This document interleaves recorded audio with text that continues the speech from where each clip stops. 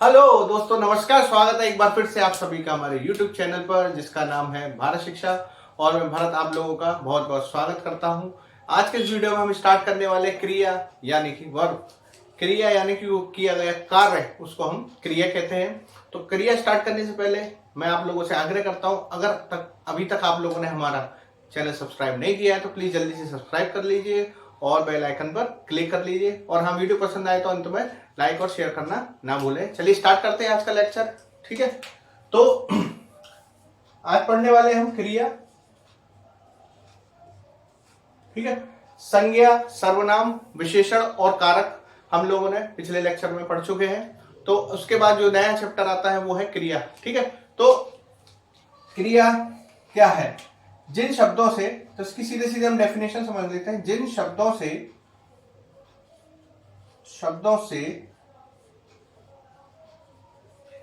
किसी कार्य का होना या करना पाएगा। ठीक है, सिंपल है, किसी कार्य का करना या होना पाया जाए, क्या कहलाते हैं वो शब्द? क्रियात्मक शब्द कहलाते हैं, क्रिया कहलाती है। ठीक है, सिंपल सी परिभाषा है इसकी। जिन शब्दों से किसी कार्य का करना या होना पाया जाए उसे हम क्रिया कहते हैं। ठीक है, जैसे उदाहरण के तौर पर मान लेते हैं, जैसे कोई भी कार्य, जैसे सोना, पढ़ना, लिखना, ये सारे शब्द क्या है? एक क्रिया है, क्योंकि सोना, पढ़ना, लिखना एक कार्य हो रहा है। मैं लिख रहा हूं, ये एक कार्य है।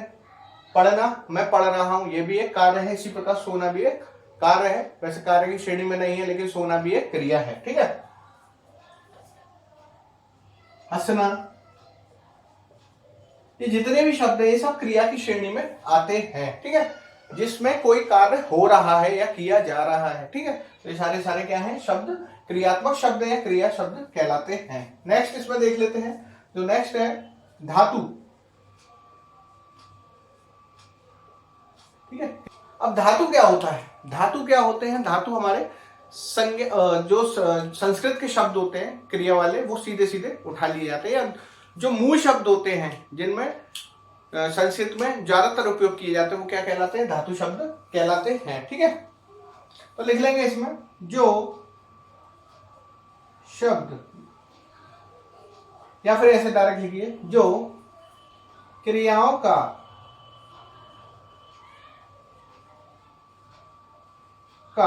मूल रूप होता है। मूल रूप या मूल शब्द होते हैं। ठीक है, मूल रूप होता है, वह शब्द क्या कहलाते हैं? धातु कहलाते हैं। वह शब्द धातु कहलाते हैं।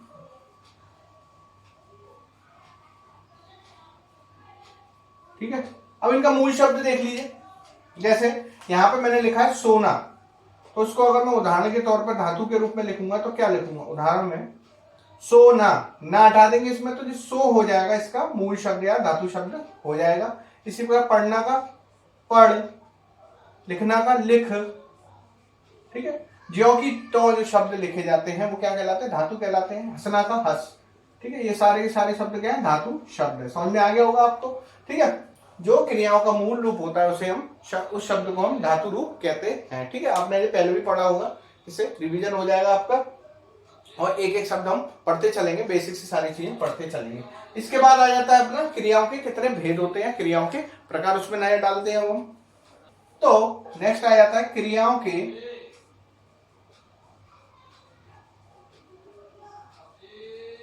भेद। तो बेसिक रूप से, जो साधारण रूप से क्रियाओं के भेद होते हैं, होते हैं मूल। जो मूल भेद होता है,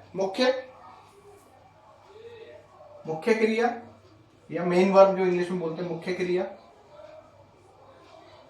दूसरा हो जाता है अपने पास यौगिक या सहायक। यौगिक तो मुख्य में आ जाएगा, सहायक क्रिया। ठीक है, हेल्पिंग वर्ब जो आप इंग्लिश में पढ़ते हैं।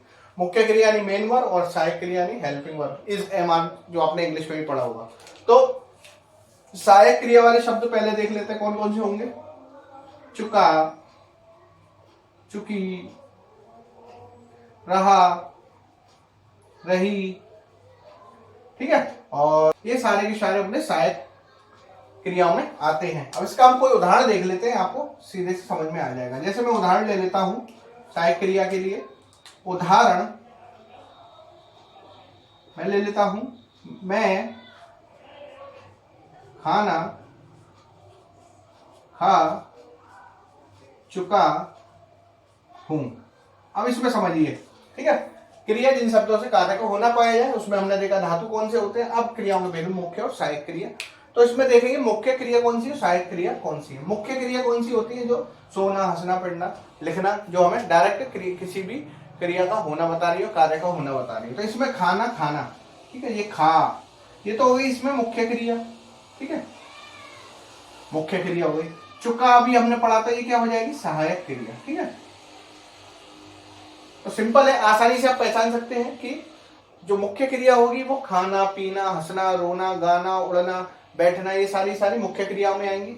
चुका, चुकी, रहा, रही, इस टाइप की जो आएंगी, जो इस तरह की जो क्रियाएं आएंगी वो सहायक क्रिया में आएंगी। इस तरह एक एग्जांपल और देख लेते हैं हम।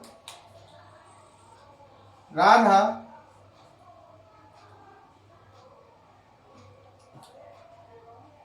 किताब पढ़ रही है। अब इसमें देख सकते हैं आप, किताब पढ़ना, ठीक है, ये पढ़ना तो हो गया मुख्य क्रिया, ठीक है, पढ़ना, हंसना, ये क्या हो जाएगा, मुख्य क्रिया हो जाएगी, धातु रूप में देख सकते हैं।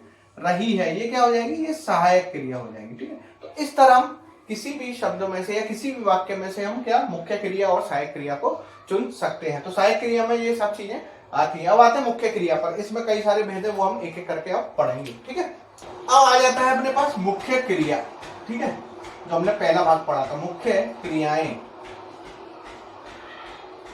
ठीक है। अब इनको भी हम भागों में डिवाइड करेंगे, एक एक करके सारी चीजें देखेंगे। मुख्य क्रिया होती है पहली, जो होती है मूल क्रिया, ठीक है। मुख्य क्रिया में ये चार्ट बहुत इंपॉर्टेंट है, याद रखिएगा। मुख्य क्रिया, मूल क्रिया है, और दूसरा आता है इसमें यौगिक क्रिया, ठीक है।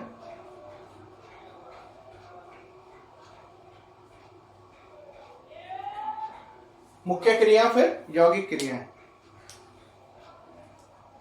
ठीक है। मूल क्रिया आप जानते ही हैं कौन कौन सी होती है, जो ऋण शब्द होते हैं, ऋण शब्द वाली सारी क्रिया, ऋण शब्द या मूल शब्द वाली, मूल ऋण शब्द वाली। जैसे हमने अभी पढ़ा था हंसना, रोना, ये सारी क्या होती है, ये मूल क्रिया होती है, उठना, बैठना, ठीक है।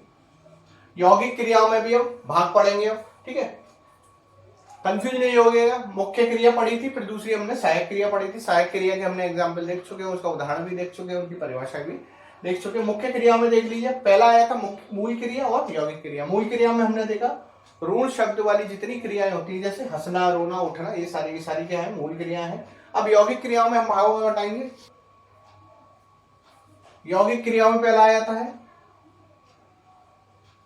कर्म के आधार पर, ठीक है, इसको नीचे लिखिए। पहला आ जाता है इसमें कर्म के आधार पर, कर्म के आधार पर। दूसरा आ जाता है इसमें अर्थ के आधार पर।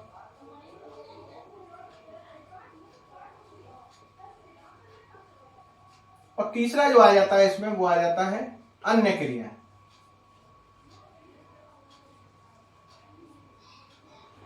इनके बारे में अभी हम पढ़ेंगे धीरे धीरे, घबराइएगा नहीं, ठीक है। तो यौगिक क्रियाओं में सबसे पहला आता है कर्म के आधार पर, दूसरा आ जाता है अर्थ के आधार पर, तीसरा आ जाता है अन्य क्रिया, ठीक है। कर्म के आधार पर आप सीधे सीधे देख सकते हैं, कर्म वाली जितनी होंगी, जैसे पहला हो जाएगा सकर्मक,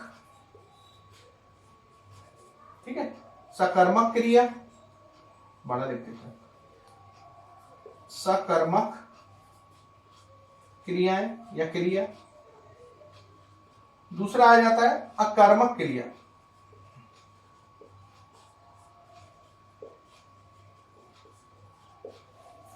ठीक है। सकर्मक में आ जाता है पहला एक कर्म संज्ञा, एक कर्म, ठीक है, और दूसरा आ जाता है विकर्म, ठीक है। एक कर्मक या दूसरा आ जाता है द्विकर्मक। तो सकर्मक में दो टाइप की होती है, एक कर्मक और द्विकर्मक। ठीक है, एक कर्मक और द्विकर्मक। नेक्स्ट आ जाते हैं हम अर्थ के आधार पर। अर्थ के आधार पर हम दो पार्ट में विभाजित करते हैं इसको। पहला आ जाएगा क्रियार्थक संज्ञा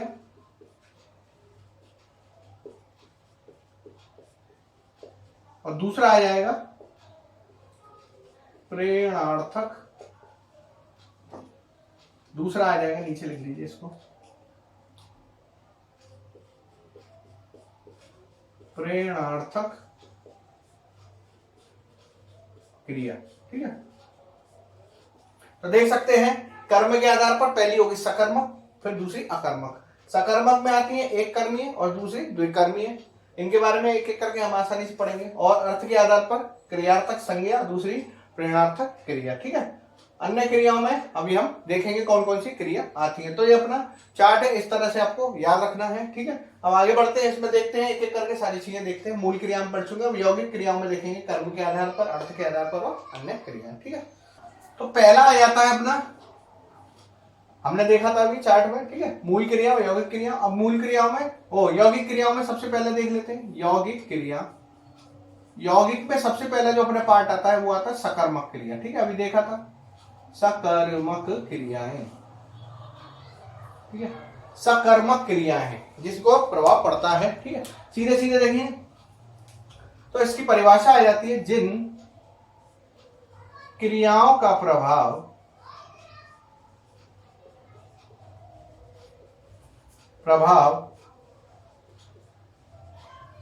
वाक्य में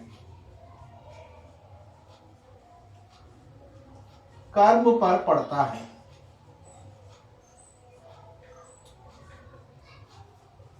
ठीक है, जिन क्रियाओं का प्रभाव वाक्य में कर्म पर पड़ता है वो सकर्मक क्रियाएं कहलाती हैं। ठीक है, इसमें हमने देखा था पहले एक कर्मक और द्विकर्मक। पहले इसका उदाहरण देख लेते हैं कैसे। जैसे मैंने उदाहरण में लिखा, उदाहरण जैसे लिखता हूं मैं, बंदर खाता है। ठीक है, अब बंदर खाता है, क्या खाता है हमें नहीं पता है, तो मैं इसमें बीच में अगर मैं यहां डाल देता हूं बंदर फल खाता है। ठीक है, अब देखिए ये क्या हो गया यहाँ पर कर्म। कर्म मतलब जिस पर कार्य किया जाता है, तो फल पर कार्य किया जा रहा है। क्या कार्य किया जा रहा है, वो खाया जा रहा है। तो देखिए इस खाता का प्रभाव इस पर पड़ रहा है। ठीक है, ये क्रिया हो गई मूल क्रिया, या फिर हम कह सकते हैं ठीक है मूल क्रिया या मुख्य क्रिया, जो भी मान सकते हैं मुख्य क्रिया। ये मुख्य क्रिया हो गई इसकी। ठीक है, इसका प्रभाव फल पर पड़ रहा है। ये क्या है अपने पास कर्म यानी कि ऑब्जेक्ट। ठीक है, तो जब मूल क्रिया का प्रभाव या क्रिया का प्रभाव कर्म पर पड़ता है तो वो क्या कहलाती है, वो सारी की सारी क्या कहलाती है, सकर्मक क्रिया। तो यहाँ पर एक कौन सी हो जाएगी, सकर्मक क्रिया। याद रखिएगा, इस तरह हम पहचानते हैं। अगर यह फल नहीं होता तो बंदर खाता है, हमें क्लियर नहीं होता या पता नहीं चल पाता क्या खा रहा है। ठीक है, तो इसमें कर्म का होना जरूरी है। दूसरा उदाहरण हम देख लेते हैं। जैसे दूसरा उदाहरण देख लेते हैं हम, राजू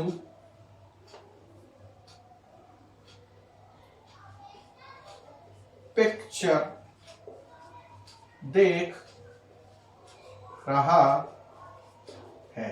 ठीक है, अब इसमें ध्यान से देखिएगा, अगर मैं इस पिक्चर शब्द को हटा दूं तो राजू देख रहा है, हमें क्लियर नहीं हो रहा है वो क्या देख रहा है। ठीक है, समझ में आया ना। इस तरह देखिए, देखने का प्रभाव पिक्चर पर पड़ रहा है। ठीक है, अगर मैं इसमें पिक्चर शब्द को हटा लेता हूं तो राजू क्या देख रहा है हमें क्लियर नहीं होगा। तो कर्म वाले शब्द वो सकर्मक क्रिया वो होती है, इनको बड़े हिसाब से समझिए। सकर्मक क्रिया वो होती है जिनका अर्थ क्या में निकले। अगर हम इसको दुखा दें तो राजू क्या देख रहा है, क्या के अर्थ में कोई आंसर हमें प्राप्त होगा या उत्तर हमें जो प्राप्त होगा वह उसका सकर्मक क्रिया वाला शब्द कहलाएगा। ठीक है, जैसे राजू पिक्चर देख रहा है, ये इसमें कर्म हो गया। तो कर्म की हमें यहाँ पर तटस्थ जरूरत पड़ेगी, बहुत ज्यादा जरूरत पड़ेगी, तो ये कर्म हो गया। ठीक है, कर्म पर देखने का प्रभाव पड़ रहा है तो ये मुख्य क्रिया हो गई। इसको हम क्या बोलेंगे, सकर्मक क्रिया, क्योंकि ये कर्म पर डायरेक्ट इफेक्ट डाल रही है। ठीक है, तो इसमें हम क्लियर करके लिख लेंगे नीचे, यहां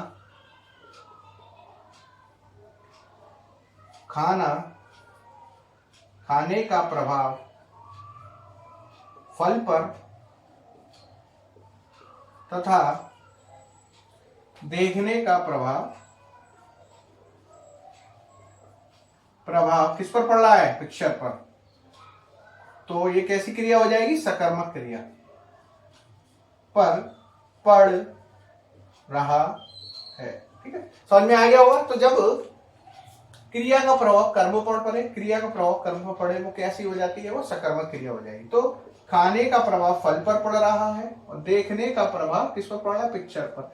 ठीक है, तो इस तरह आप इसको क्लियर करके नीचे लिख लेंगे। ठीक है, सकर्मक में हमने 2 टाइप की पढ़ी है अभी। पहली कौन सी आ जाती है सकर्मक क्रिया, पहली क्रिया है एक कर्मक, दूसरी आ जाती है अपने पास द्विकर्मक। ठीक है, इन दोनों को और देखेंगे।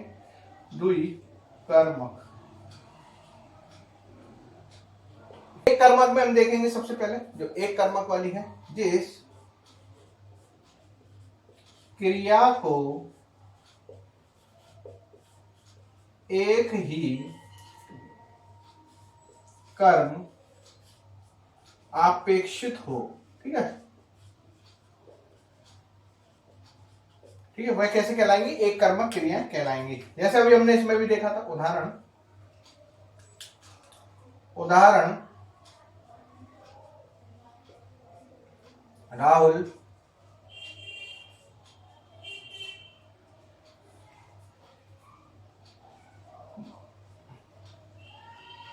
बाजार जा रहा है।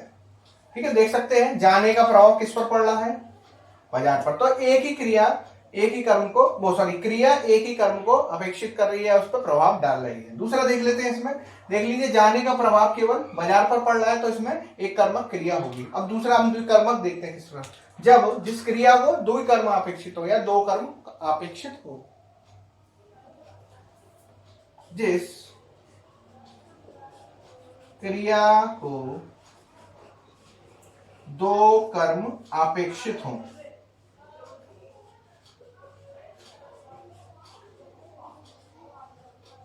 वह कैसी कहलाती है, वह द्विकर्मक। जिस क्रिया को 2 कर्म अपेक्षित हों वो क्या कहलाते हैं, द्विकर्मक क्रिया कहलाती है। तो द्विकर्मक क्रिया का उदाहरण देख लेते हैं। उदाहरण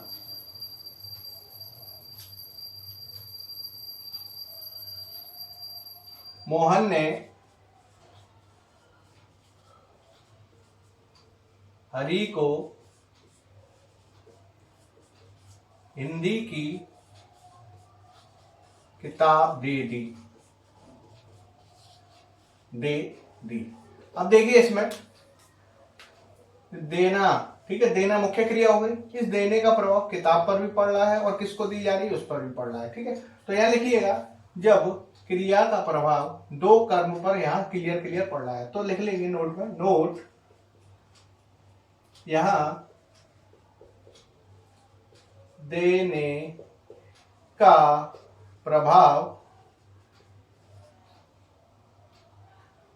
किताब और हरि दोनों पर पड़ रहा है। तो ये कैसी हो जाएगी, ये द्विकर्मक क्रिया हो जाएगी। तो किताब और हरि दोनों पर पड़ रहा है, तो इसमें द्विकर्मक क्रिया है। नेक्स्ट इसमें देख लेते हैं, आखिरी जो यौगिक क्रिया में दूसरा पार्ट है वो है अकर्मक क्रिया। ठीक है, नाम से पता चल रहा हो कर्म पर कोई प्रभाव नहीं पड़ता है। ठीक है, ठीक है, जब क्रिया का प्रभाव कर्म पर ना पड़े, जब कर्म की जरूरत ही ना पड़े, प्रभाव कर्म अपेक्षित ना हो। ठीक है, ना हो। ठीक है, इसका उदाहरण सीधे सीधे देख लेंगे। जैसे उदाहरण वह नहा रहा है। ठीक है, नहा रहा है। ठीक है, नहाना क्या हो जाएगा इसमें, ये हो जाएगी मुख्य क्रिया। ठीक है, रहा क्या हो जाएगा इसमें, ये हो जाएगा अपना जो हेल्पिंग वर्ब होती है यानी कि सहायक क्रिया। ठीक है, अब इसमें कोई कर्म की जरूरत नहीं है। वह क्या है, वह तो यहाँ पर सर्वनाम है, तो नहाना, नहाने का प्रभाव किसी पर नहीं पड़ रहा। ठीक है, बस वो नहा रहा है। ठीक है, कर्म की यहाँ जरूरत नहीं पड़ी है। ठीक है, इसी प्रकार एक एग्जाम्पल और देख लेते हैं, वह या फिर लिख लेते हैं हरी नाच रहा है। देखिए इसमें हमें कर्म की जरूरत इसमें भी नहीं पड़ी है, ठीक है। तो रहा तो सहायक क्रिया, नाच मुख्य क्रिया, तो क्रिया की जरूरत पर या क्रिया इसमें कर्म अपेक्षित नहीं है, तो इस प्रकार ये अकर्मक क्रिया श्रेणी में आएंगे, ठीक है। तो इस तरह ये सकर्मक और अकर्मक क्रिया हमने यौगिक क्रियाओं में देखी। नेक्स्ट लेक्चर में इसके हम आगे पढ़ेंगे और देखेंगे किस प्रकार की क्रियाएं किसमें आती हैं और उदाहरण के साथ समझेंगे। वीडियो अगर आपको पसंद आए तो please like and channel subscribe जरूर कर लें चैनल को और बेल आइकन पर क्लिक कर लें और वीडियो को ज्यादा से ज्यादा शेयर करें। नेक्स्ट लेक्चर में फिर मिलेंगे, तब तक के लिए धन्यवाद।